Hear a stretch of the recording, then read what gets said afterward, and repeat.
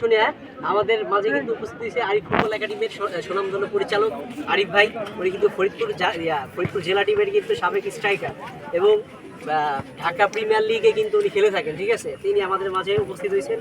অসংখ্য ধন্যবাদ আরিফ ভাইকে। তো আপনাদের সকলের উদ্দেশ্যে আরিফ ভাই কিছু কথা বলবে। আমরা সেই কথাগুলো শোনার পর ইনশাআল্লাহ রেফারি তার পাশে দিবে, খেলা শুরু হবে ইনশাআল্লাহ।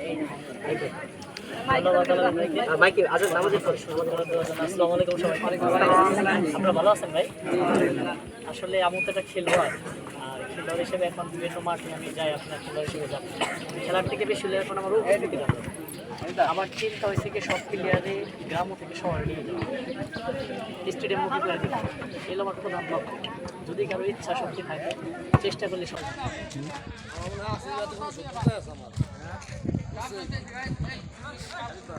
আক্রমণ করার চেষ্টা করছেন।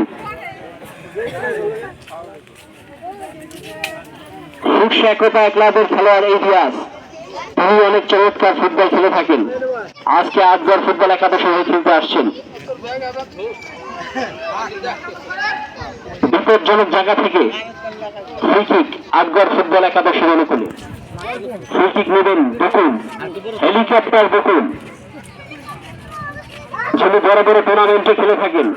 বিশেষ করে আরিফ ফুটবল একাডেমির মাধ্যমে এই বকুল দেশব্যাপী খুব ভালো পরিচিত মুখ হয়ে উঠেছে।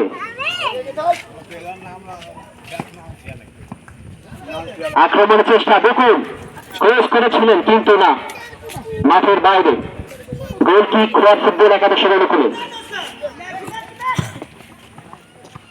রাসেলের পায়ে বল,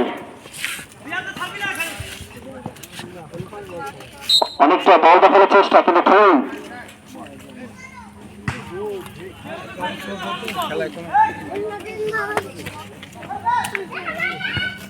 বলটি ক্লিয়ার করলে নিরাপত্তা দলকে বাঁচালেন বকুল ও হেলিকপ্টার বকুল। টান টান উত্তেজনার মাধ্যমে